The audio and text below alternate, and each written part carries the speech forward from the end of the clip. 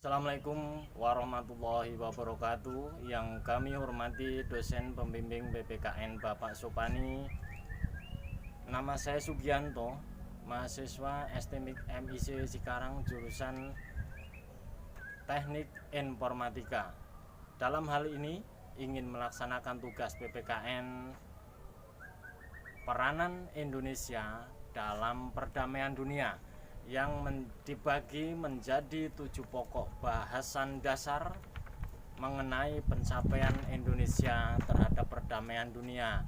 Yang pertama adalah Konferensi Asia Afrika, yang kedua adalah Gerakan Non-Blok, yang ketiga adalah Kontingen Garuda, yang keempat adalah ASEAN, yang kelima adalah OKI, yang keenam adalah Deklarasi Juanda, dan yang ketujuh adalah JIM. Politik luar negeri Indonesia adalah bebas dan aktif. Pencetusnya adalah Dr. Andes Muhammad Hatta. Landasan ideal Pancasila, landasan konstitusional Undang-Undang Dasar tahun 1945. Bebas adalah tidak memihak salah satu blok. Aktif adalah peran Indonesia dalam menciptakan perdamaian dunia. Yang pertama adalah Konferensi Asia Afrika yang dilaksanakan pada tanggal 18 sampai 24 April tahun 1955, diselenggarakan di Bandung yang dihadiri oleh 29 negara. Dengan menghasilkan Dasasila Bandung, Indonesia pada saat itu sebagai pemrakarsa sekaligus sebagai penyelenggara. Jabatan penting yang diduduki oleh Indonesia adalah Ali Sastroamidjojo sebagai ketua dan Abdul Ugbani sebagai sekjen ketua, yang dilatar belakangi oleh letak perbatasan dan mempunyai sifat geografis yang sama, persamaan nasib yang dijajah oleh bangsa barat dan menghadapi persoalan yang sama. Tujuan Konferensi Asia Afrika memajukan kerjasama, persahabatan, perhubungan antar bangsa Asia Afrika di bidang sosial, ekonomi, budaya. Asia dan Afrika turut serta dalam perdamaian dunia yang dipelopori oleh Ali Sastroamidjojo dari Indonesia, Jawaharlal Nehru dari India, Muhammad Ali dari Pakistan, Sir John Kotelawala dari Sri Lanka, dan UNU dari Burma, yang menghasilkan 10 pokok bahasan dasar, yaitu Dasasila Bandung. Yang pertama, menghormati hak-hak dasar manusia sebagai tujuan serta hak-hak termuat di dalam Piagam PBB Perserikatan Bangsa-Bangsa. Yang kedua, menghormati kedaulatan integritas teritorial semua bangsa. Yang ketiga, persamaan semua suku dan persamaan bangsa besar maupun kecil. Yang keempat, tidak melakukan intervensi campur tangan soal dalam negeri negara lain. Yang kelima, menghormati hak-hak setiap bangsa untuk mempertahankan diri sendiri ataupun kolektif yang sesuai dengan Piagam PBB. Yang keenam, tidak menggunakan peraturan-peraturan dari pertahanan kolektif yang bertindak bagi kepentingan khusus salah satu negara besar. Yang ketujuh, tidak melakukan tindakan ancaman agresi, kekerasan terhadap integritas kemerdekaan politik suatu negara.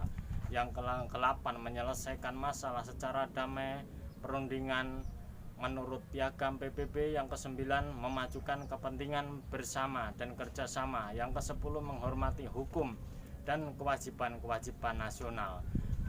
Peran Indonesia dalam perdamaian dunia yang kedua adalah Gerakan Non-Blok yang dibentuk pada tanggal 1 September tahun 1962, yang dilatar belakangi munculnya Blok Barat dan Blok Timur, jadinya krisis Kuba, kecemasan terhadap adanya perang dingin, pertemuan para pemimpin di sidang PBB. Peran serta Indonesia dalam Gerakan Non-Blok sebagai salah satu negara pemrakarsa, sebagai salah satu negara pengundang pada konferensi tingkat tinggi Gerakan Non-Blok yang pertama.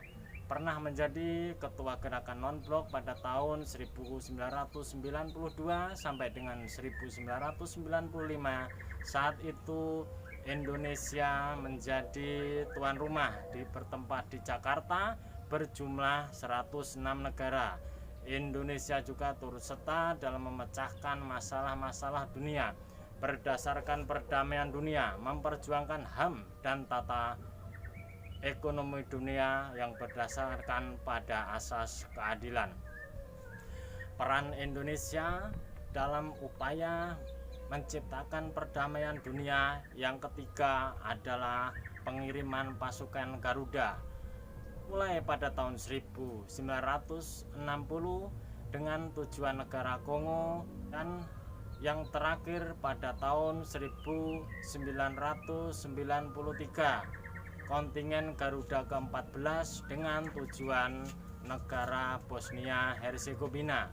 Peran Indonesia dalam upaya perdamaian dunia yang keempat adalah ASEAN yang dibentuk pada tanggal 8 Agustus tahun 1967 diwakili oleh Adam Malik dari Indonesia, Tun Abdul Razak dari Malaysia, S. Rajaratnam dari Singapura, Nancy Koramos dari Filipina, dan Tanat Koman dari Thailand.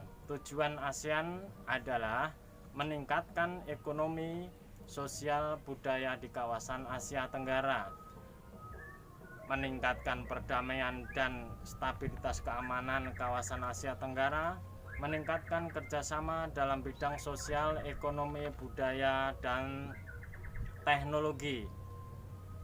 Peran Indonesia dalam ASEAN sebagai penyelenggara KTT 1 dan yang ke-9 yaitu di Bali, sebagai tempat kedudukan sekretariat tetap yaitu di Jakarta, turut menyelesaikan pertikaian antar bangsa